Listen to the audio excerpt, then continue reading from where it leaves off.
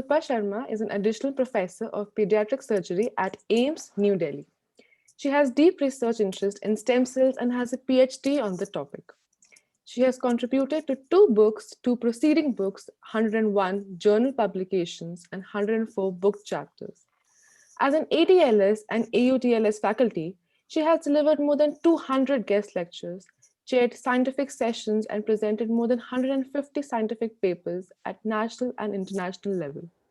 She has served as a member of ethics committees, review boards, and serves on the editorial board of 3 international journals and reviewer for 26 journals. She is the president of Delhi Association of Pediatric Surgeons, secretary of the research section, executive member of the National Association IAPS. She also represents Asia in the World Federation of Association of Pediatric Surgeons as a council member. She's also an executive member of the International Society of Hypospadics and DSD. Welcome, Dr. Shilpa Sharma. Thank you for the kind introduction.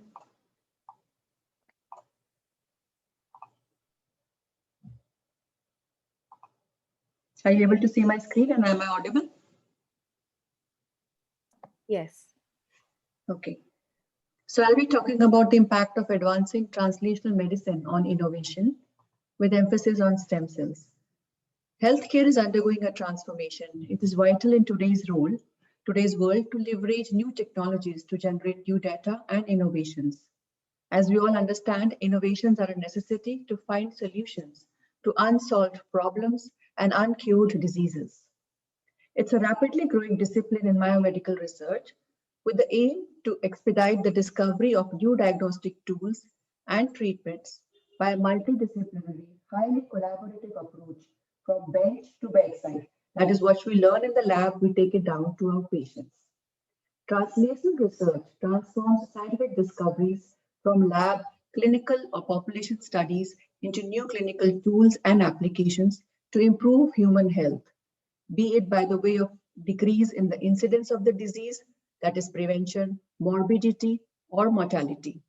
In other words, it fosters the multidirectional integration of basic research, patient-oriented research, and population-based research with the long-term aim of improving public health, more so in cases where we don't have a cure.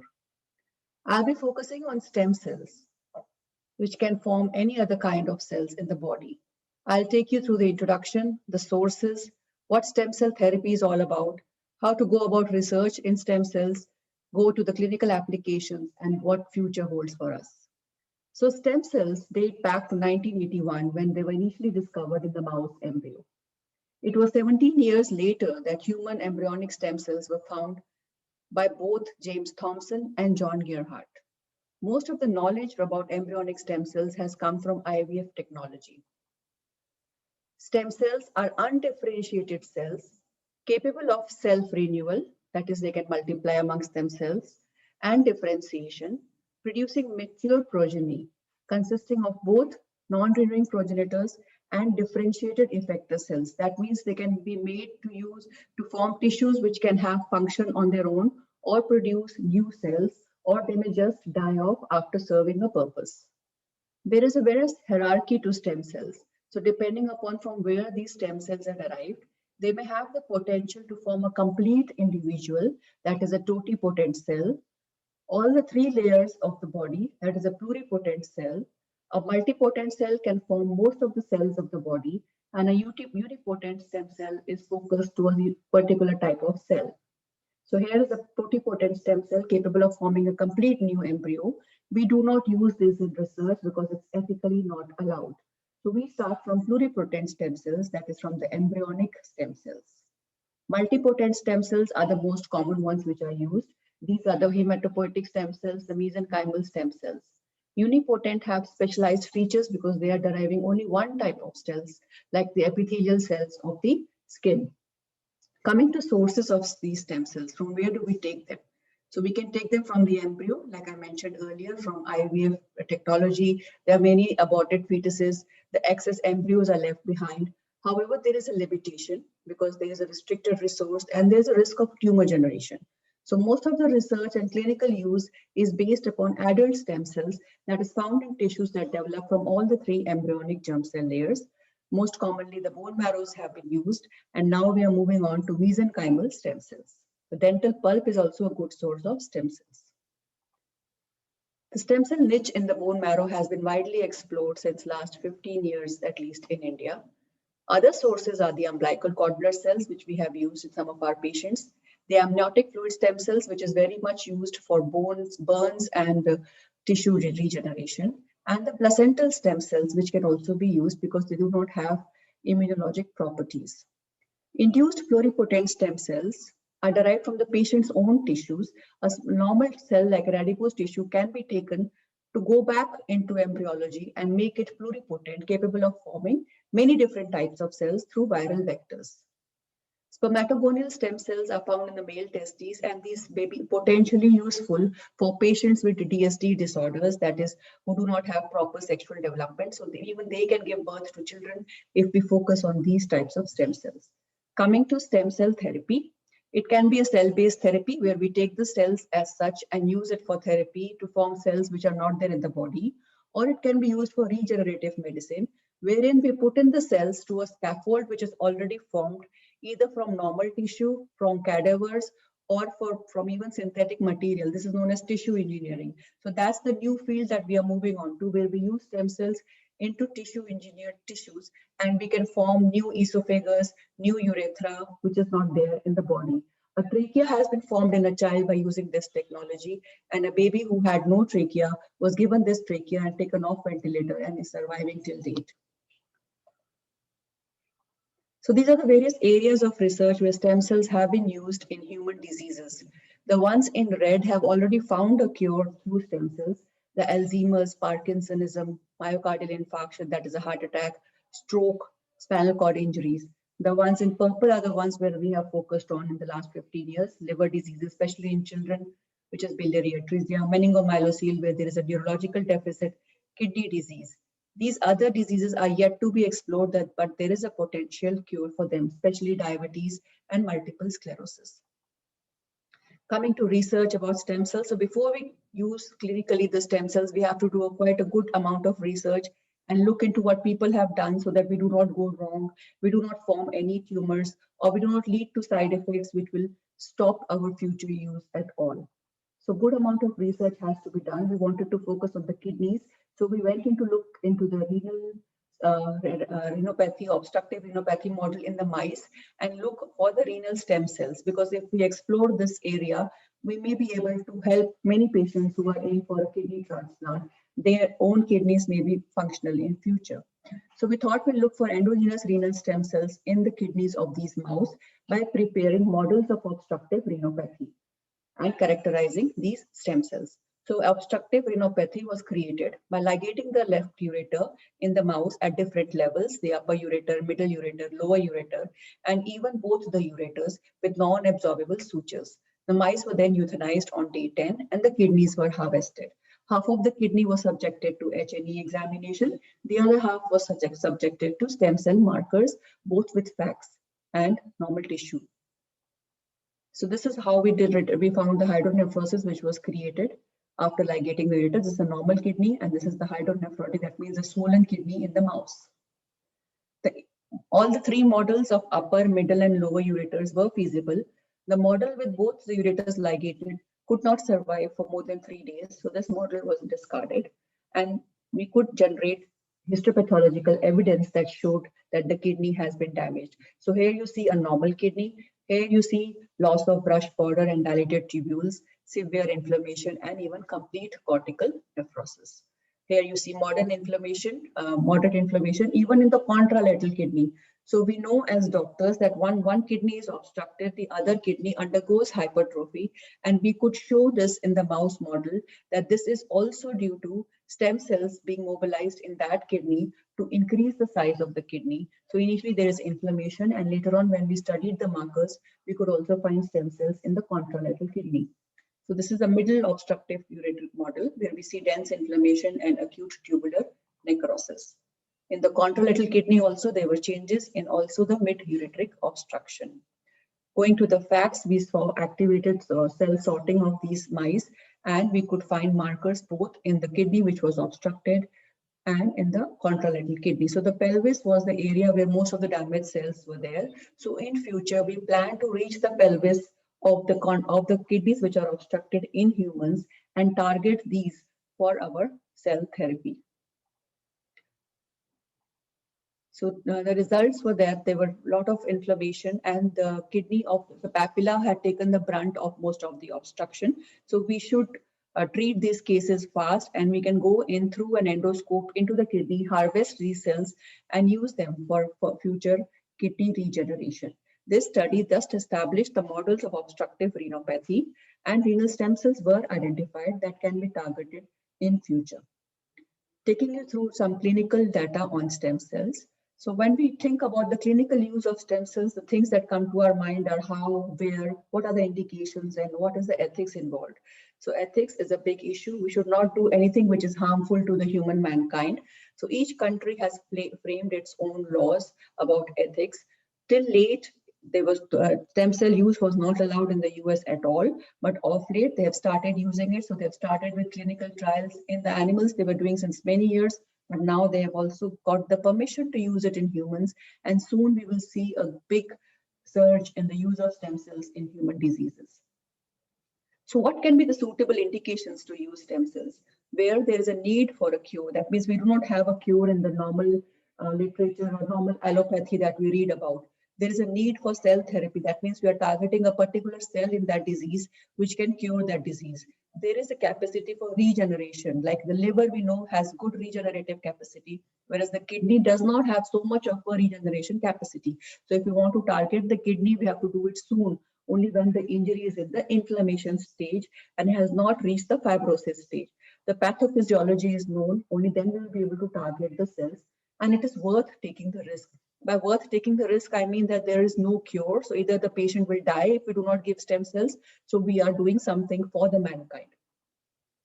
So we began our journey in 2005, and the clinical conditions which we targeted where there was no cure were biliary atresia, spina bifida, renal dysplasia, we did only in one patient, and patients with neurological deficits because their nerves have already been damaged and there is no cure for that, and it's better to do something rather than it becomes too late and they lose their muscle power as well. So since 2005 at AIIMS, since more than 15 years now, more than 1,200 patients have been given stem cells. The ones which I have been involved are 52 cases, 26 of meningomyelocele, which I'll be discussing now, and then 5 cases of poliomyelitis as well. So multicystic kidney disease is a disease of the kidney, which is an extremely rare condition. If it is bilateral, the baby cannot survive because none of the kidney is functioning. Transplant is not yet feasible because the baby is so small that transplant is not feasible and you don't get such a small donor. So we had this baby with bilateral multicystic kidney disease who was antenatally diagnosed with uremia at birth. So we thought, why not try stem cells? Remember, this is a very rare disease, nothing is available. So at age 2 months, this was the histopathological findings with dilated tubules, thick-walled blood vessels, dilated Bowman's capsule, and foci of interstitial inflammation. We could not get the bone marrow from this baby. So when there was kidney disease, the bone marrow tap was dry on repeated attempts. So we gave erythromycin, erythropoietin to increase the bone marrow cells. And then at age of 15 months, we were able to take the bone marrow for that baby. During surgery, we did a biopsy, though this was the pre-bone marrow biopsy of the kidney, where we can see interstitial fibrosis and no tubules. 3 months later, we did find some primitive tubules appearing, but this was too late and the child finally succumbed at 17.5 months age. Talking about stem cells in neuronal regeneration. So these are the various neurological diseases that are amenable to stem cell therapy. Parkinson's, Alzheimer's, multiple sclerosis. There are no cure for these diseases, and doing anything will only help the patient. Cerebral palsies, those families who have a cerebral palsy baby in the family can realize what a burden it is to bring that baby up and how depressing it is to see that child not grow like a normal child. So we also had some patients with limb neuropathy, meningomyelocele, traumatic injuries, in which we explored the use of either stem cell injection or even mobilization. So we did stem cell mobilization for some patients of Duchenne muscular dystrophy, cerebral palsy. For those of you who are not medicos, these are conditions where there is damage to the brain, damage to the muscles, so the children are not able to even move around and they are literally bedridden or on wheelchairs. Spina bifida is a condition which we as pediatric surgeons deal with, in which there is a defect in the spine. So these babies may be born with neurogenic bladder, bowel, that means no control over their urine and stools and no power to walk. So these babies usually are not operated if there is gross deficits in our country as well as outside also, because they remain a burden to the society, and later on they develop hydrocephalus, in which there is increased pressures in their brain, which is also not growing, and they usually have a poor prognosis and a short lifespan of 10 to 15 years. So we thought we'll give some of these babies stem cells and see if they can improve with that. So this was tried from 2006 onwards. We did it in 26 patients. 25 were done till 2009, after which we halted for 10 years, which the time has now passed, to see whether there are any side effects or delayed malignancy in these patients. So out of the 26 patients, 18 the stem cells were given at the time of repair. These stem cells were harvested from the bone marrow of the child 2 hours before the surgery, sent to the stem cell facility where they were harvested, and they were purified and got back to the operation theater to inject into the tissue space after we finished the surgery, intraspinally and epidurally. In 7 patients, the surgery had been done either by neurosurgeons or other pediatric surgeons outside our hospital, and we gave only stem cells in those patients. And one was a redo case, which was a 4-year-old baby with dystomatomyelia with neurological deficits completely. So in these patients, 7 out of these 18 had a neurogenic bladder. And all these neurogenic bladders, that means no control over the urine, they all improved after giving the stem cells. In the 7 patients where only stem cells were given, that means the surgery was done beforehand, only 1 patient improved. We can explain this by the fact that during surgery, the nerves were damaged and there was no recovery because of that. Whereas tissues which we ourselves had done, we had done it very carefully, saving each and every nerve fiber, because we knew the stem cell would do something to help those. The redo case did not improve. So we did post-operative monitoring by noting the amount of hydrocephalus, the movement in the limb power. See, this baby is moving limbs just after surgery, only 2 days after surgery, and you can see good muscle power in this baby. This was a dramatic recovery for this child on day 7, when the mother noticed that he has started lifting up his legs. This child was refused surgery many times in many hospitals because of the simple reason which I told you earlier, that we do not operate patients with neurological deficits. So mother had been going from post to pillar to find a surgeon to operate upon her, and finally she had come to us. We did tell her we don't expect any miracle, but the miracle did happen for her, and this child is now running around comfortably. Another child, with the only child in which we gave stem cells after surgery done by a neurosurgeon earlier. This child had come to us at more than 1.5 years of age with a patulous bladder, a patulous anal opening, and urine debris, and very poor muscle power. He could not stand at all, and he could not sit also properly. Later on, after we gave stem cells, there was slow improvement in this baby, and over a few months he's now running around. With few months, he started with a limp movement, and his bladder became much better. He started passing urine in stream, and the stool consistency also became better, and the frequency narrowed down to 2 to 3 per day. While when we had given stem cells for this patient, because of the patulous annus, we had to stop the procedure in between 2 to 3 times just to clean his stools up, because they would contaminate the anesthesia field. At a follow-up of 5 years, the 15 patients out of 15, 12 had improvement with dramatic recovery in 8. That means either their bladders or bowels improved, and the muscle grade improved by more than 2. 3 patients were lost due to unrelated causes like malnutrition and diarrhea in their villages.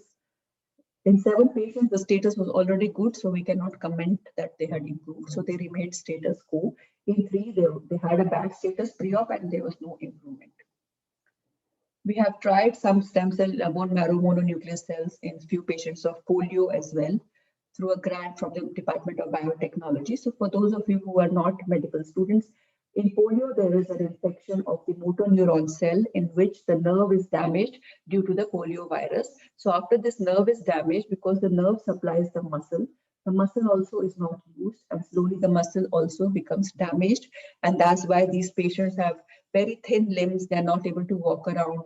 And because of no movement, their bones go into contracture. So they have a lot of callosities. They walk on their knees or on their pelvis, and they usually crawl around. They are not able to walk. They drag their body, as you must have seen some older patients of polio. Thank God the polio is now not there in our country as much as it used to be, though there are very few cases. We have called our country a polio-free nation now. So the aim was to study the pattern of the neurological involvement in the patients with the EMG changes, that is electromyography, where we record the changes in the muscles and nerves, to evaluate the potential of these bone marrow mononuclear cells to reverse these neurological deficits, and to evaluate whether they will prevent any post-polio syndrome. So post-polio syndrome is a condition in which polio patients who have once had the polio infection, they have improved a little bit, and later on in life, after 30 or 40 years of life, they again have polio-like symptoms with difficulty in walking or even breathing, and this is known as post-polio syndrome. Usually starts with a backache. So we took patients from 2 to 25 years of age. We had to increase our age limit, which was initially 16 years, because polio has now been eradicated. It was difficult to find the patients.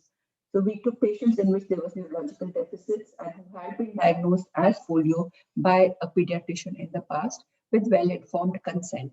And to look for our objectives, we did a muscle charting, electromyography, and the primary outcome was improvement in the electromyography at 6 months. Secondary outcome was a follow-up till 60 months, which we have now even carried out till date, that is still 7-8 years post infusion of bone marrow cells. And the follow-up was to see the development of any post-polio syndrome and repeat the electromyographic changes if there is any suggestive symptoms. So we did find 5 patients in which we had recruited to this study. Patient 1 used to crawl with the hand, patient 2 and 5 limped, 3 and 4 had a tilted pelvis and used calipers. 2 of them had bilateral limb involvement and 3 had left limb involvement. The number of stem cells given was an average of 3 million cells taken out from the bone marrow of the same patient. Now, these polio patients are not walking, they are immobile, so even their bone marrow is not that good. So we had a dry tap in many patients and we had to wait, make them exercise to generate more bone marrow. So at a follow-up of 1 to 6 months, all of these patients had improvement in their physical handicap, in their muscle charting and electromyography, and neural nerve conduction velocity studies. At a follow-up of 60 months, this improvement remained consistent and none of them lost whatever they had acquired. So here you can see a change in the EMG of the left hip muscle going into better muscle power and more giant motor neurons. This chart shows the day-to-day improvement in the physical handicap of these patients. So to summarize, they had myotomes involved, that is lumbosacral myotomes were involved, and all of them had significant improvement, which remained consistent at 5 and even 10 years follow-up now. The motor neuron count, the mononuclear cell count was lower in patients with reduced mobility, and we concluded that bone marrow mononuclear cells have a potential to recruit the damaged neurons and the muscles in poliomyelitis patients. Recently, we had a girl with pediatric bladder injury and she had peripheral nerve injury. A sciatic nerve was injured, that means the nerve supplying the left limb, and she could not walk. Everybody in her family had died during the car crash. So there was nobody to look after her, and she did not pass urine also properly. So it was difficult for us to send her home with such a big handicap. So we thought we will mobilize her stem cells, and we did that, and she has slowly, gradually started walking over a period of 2 to 3 months. Now, talking about liver regeneration, it has been known in Greek history that there was an eagle who used to come and eat the liver of this gentleman who had been chained to a rock in the Caucasus mountain, and his liver used to regenerate every morning. And later on, the eagle used to get more and more liver to eat. So taking this into account, nature showed everyone that liver has a regeneration capacity. This is the liver of a baby of biliary atresia who was 7 months old. So here you can see the green cirrhotic liver, and here you can see the red liver, which is a capacity for the nature to regenerate the liver. So what we thought, whether we can use bone marrow mononuclear cells to help regenerate liver, which is a natural phenomenon. So what is liver cirrhosis? Liver cirrhosis, the functional liver is not working well. So the hepatic cells and the cells of the liver degenerate, the liver functions deteriorate, there is jaundice, the protein count is low, there is fluid in the abdomen that is known as ascites, there is respiratory problem, the patients can't breathe properly, there is impaired digestion. Finally, the patients have either hepatic encephalopathy, that is their brain becomes involved because of the deranged liver function, and they die. So this is a disease where there is no cure. So what can we do for these patients? It can occur in small children as well due to congenital surgical anomalies. The patients of the adult patients in whom you see liver cirrhosis are those who have been taken alcohol all their life and their liver is really bad. But in children, we thought if it's a congenital cause and if God has given them some time to revive their liver, why not try mononuclear stem cells? The biliary atresia is a condition in children where there is no tract from the liver to the intestine. So the liver becomes bad slowly. So 50 to 70% of these patients have to go for liver transplant, and there is no therapy for this treatment, for this disease. So this is what a biliary atresia patient looks like, with ascites, gross abdominal distension. They will have respiratory distress. They will not be able to feed properly, and slowly they might even aspirate and die because of this distension. If not, they will have this liver failure, which will lead to their death by 7 to 8 months of age. So we do surgery, but in India, most of the patients come late. If they come before 2 months, we can offer them some cure. But in our country, most of the patients we are seeing are coming at 5 to 6 months of age. So the liver is already bad. Even if we have done the surgery, there is no flow of bile from that bad liver into the intestine. So what we thought, this is a very bad disease, and all over people have realized that this is the most disappointing surgery for a surgeon to do, because you do so much and there is no result from that. We have seen that even if they come before 2 months of age, their liver may be bad. So we have to do something for this liver. And even if you do the surgery, the liver keeps on going bad because it has triggered such a reaction in the body that the cytokines keep acting on the liver. There is continued inflammation and fibrosis, and ultimately the babies don't do well. So we need to intervene into this process. And maybe if we intervene in the inflammation or the fibrotic disease, we will be able to find a cure. This was my PhD work. The hypothesis was to generate a new avenue for these patients, to explore the possibilities of cell renewal, to reverse the cirrhotic changes, or to prevent further damage. There was some review of literature available from mice studies, but nobody had used it in humans before. So we also studied in mice first, and then we went on to the human use. So to use in the mice, we generated a model of obstructive cholangiopathy in which we ligated the bile duct of the mice, and we studied the effect of stem cells on the liver functions, on the survival, and the histopathology of the rats. So the rats were 6 to 8 weeks in age, weighing 150 to 200 grams, and the model was created. The rat's own bone marrow was used to harvest the stem cells. So in group A, a normal liver biopsy was done. In group B model, which was a control model, 1 ml of normal saline was given. In group C, the study model, the hematopoietic bone marrow stem cells were given through the portal vein in quantity of 0.8 to 1 million cells. In group D, only a little bit of the bone marrow cells were given, just to see whether these bone marrow cells, after going into the lab and coming back, have any complications as such or not. So group B and C were compared. The rats were monitored, antibiotics were given, the survival pattern was studied. So we saw the histopathology for the changes like cholestasis, hepatocellular damage, and the rats, since it was an end stage model, had to die whether we gave stem cells or not. So they were divided into 2 groups, less than 8 days and 8 to 26 days based on the age at survival. So these are some of the photographs showing the study being conducted, the blood sample being collected from the capillary through the orbital plexus, the ligation of the common bile duct, which is a very narrow duct, less than 1 millimeter in diameter. We had our own histopathological grading so that we do not rely on the biasness of the histopathologist saying mild, moderate, severe. So it was categorized into a 19-point scoring system. In one of the rats, the common bile duct dilated so much, as you can see in this picture, so it became a cauloducal cyst rather than a biliary atresia. So this rat was excluded from the study. This is a normal rat biopsy, and after creating the model, you can see there is canalicular cholestasis here, cholestasis with centrivenular mixed steatosis, balloon degeneration. I'm just showing you these pictures to the students so that they get an idea of how to be objective in whatever work they do. Feathery degeneration, hepatic necrosis, bridging fibrosis, marked fibrosis with bile duct proliferation, portal tract edema, lymphatic infiltration, portal fibrosis. Again, you can see portal fibrosis here. So we weighed the rats. So as you can see in the group with stem cells, the rat maintained their weight and they started gaining weight. Whereas in the other group, their weight was gradually falling. 120 was at 18 days in this group, and whereas it was 220 here. So there's quite a lot of variation here.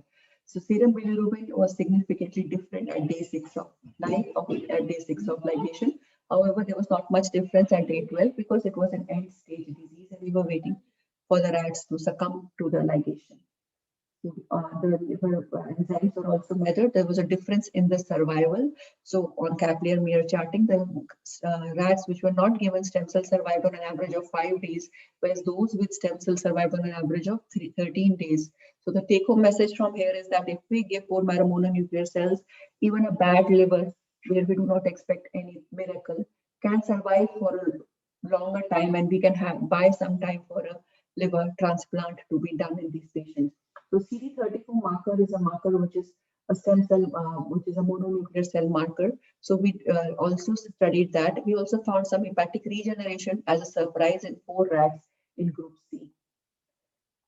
So when we saw the CD34 cells, we found those cells to be positive inside the rat nucleus and the cytoplasm. So there was 46% positivity with these cells, which are usually just present on the surface of the blood vessels. So finding them in the sinusoids or within the cells was a big surprise. So here you can see that this brown marks is the positivity of the CD34. They were found inside the hepatocytes, in the portal tract, in the sinusoids, and in the cytoplasm, as well as the nucleus of the cells of the liver. So this was a surprising finding. And when we did this later on in the humans, I will not be going into details of the human cases because of shortage of time. So what we learned from here that this presence of CD34 positive nucleus was demonstrated in this fibrotic model of liver fibrosis. And later on, when we did this in the humans, we found similar findings. So stem cell infusion may help to delay the process of the ongoing fibrosis and prolong the survival of patients with obstructive cholangiopathy and give us time for a liver transplant. Now, why does this happen? How does this happen? So the theories behind this is either a transdifferentiation or a fusion. A transdifferentiation means the cells that we have injected gets transdifferentiated into a hepatocyte, or the second theory is fusion. That means the cell undergoes fusion with the hepatocytes and then generates new hepatocytes. So both these theories are there in place. But however it happens, it does have a beneficial effect on the liver fibrosis patients, whether it's due to anti-inflammatory action, paracrine effect, or a transdifferentiation. There are native liver progenitor cells also, which come into action once we support them with tissues from outside. So liver progenitor oval cells have now been nicely recognized worldwide. They were first observed in the portal tract in 2005, and they can lead to both hepatocytes and cholangiocytes, and they are a common precursor for both this liver cell regenerate lineage. So these are the cells that one has to target when one has to look for liver regeneration via these native liver cells. This is a slide from one of my human patient in whom CD34 positive cells were found in the liver 2 years after we gave bone marrow cells. So it took time. The previous biopsy did not have these cells. So it took 2 years for these cells to become CD34 positive. I still do not have an answer to this. I think it's a transdifferentiation. I've still not published this work because I need to discuss it with more scientists to get a possible reason for this. And this has been repeated 2-3 times. The cells are still CD34 positive. So this is one patient in whom there was biliary atresia, in which we had done the surgery, but the baby had jaundice. So we took this baby and gave stem cells after the surgery, and she's still doing well. So at 2007, she was jaundice free, and she still comes to visit me every year. She's now nearly 15 years plus, and she's doing very well. To conclude, the infusion of bone marrow cells into the damaged liver will check the process of ongoing fibrosis and thus help these patients for a long survival. Coming to the future of stem cells, there are challenges ahead because there are only limited applications. We have to decide which patients are worth taking the risk, and mainly it's an experimental domain. The ICMR is guiding us into making guidelines on which patients we should do it and which we should not based on scientific evidence. The reasons are the ethical concerns, the lack of sufficient differentiation protocols, and the lack of uniformity of the way in which the stem cells are given, how much they are given, and through which routes they are given. There is the risk of epigenetic modifications and senescence, so we have to even watch the progression of tumor development in these patients. But there is hope, there is potential impact, so we have to carry on doing our scientific research in this field and understanding the basics of stem cell biology. We might find a cure. Even in COVID times, we are looking for cures through stem cells because these are the only cells which can help the patients to overcome whatever unknown is there, whatever fibrosis is being found in the patients in the post-COVID era as well. So to conclude, the development of stem cell-based strategies are there. It is vital to know how it is acting between the cells which we give and the cells of the human body and the microenvironment, though further research is needed to decide what kind of cells, how much, and through which route. That is the main key to reach a successful treatment. Collaboration is a must based on the experience of those who've already worked in the field so that we can move ahead from there and not repeat what has already been done. A better understanding is needed, a cohesiveness is needed. Translation medicine can be converted into innovations if we go ahead with proper planning and scientific basis. Thank you.